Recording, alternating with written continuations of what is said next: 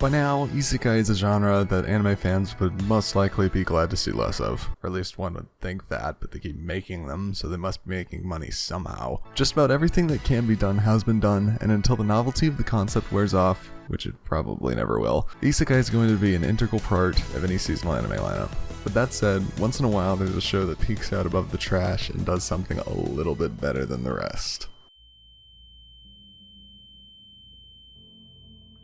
So I'm a Spider, So What is a story about, guess what? An entire class that got isekai'd.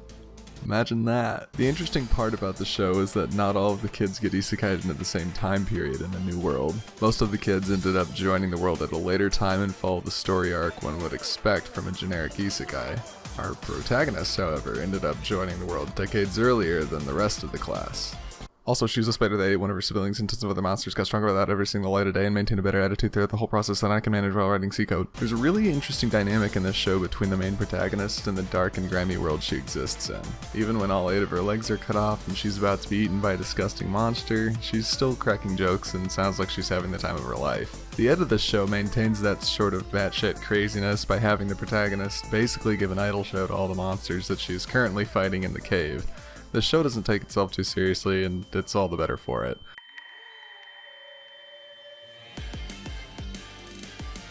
Despite the fact that the show isn't taking itself particularly seriously, the way that the two aforementioned plots interact with one another is beyond intriguing. The show covers the progress that the protagonist is making decades in the past while also setting up the current events of the world in the present. This dynamic is not immediately apparent at first, and the show never blatantly tells the viewer that this is what is happening. After all, it would be especially difficult to tell that this is happening given the protagonist spends the first several episodes of the story trying to level up in a cave. The show starts to drop hints about this right around the time that it introduces the big baddie.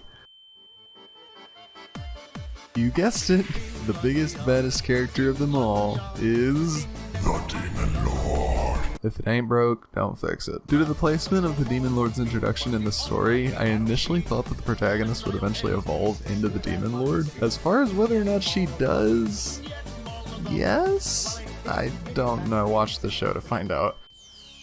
Unfortunately, despite comedic writing and an entertaining combination of 2 completely different subplots, this show seems to have had a fairly troubled production. The protagonist and a lot of the monsters are CG, which will tick off a lot of purists, but if you can get past that at first, a lot of the early CG actually feels like it enhances the story more than it hurts anything. Unfortunately, towards the end of the show though, the quality takes a huge dive. This entire animation was outsourced, and when the producer got the anime back from them, it was so bad that they couldn't release it as is and had to either start from scratch or go ahead with bad animation to hit the release window. This is why the budget went down as episodes came out, because they couldn't redo the whole episode like they had been doing at the start. So they only redid certain scenes. It's a big shame, but hopefully they learn not to outsource from this.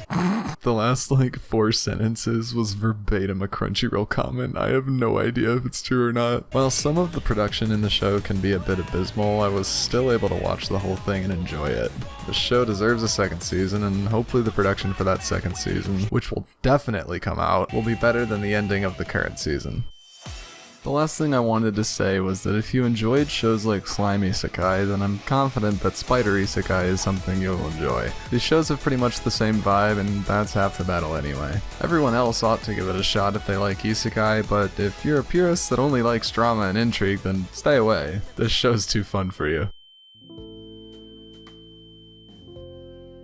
Thank you for watching. I am the Epic, and I still have no closer.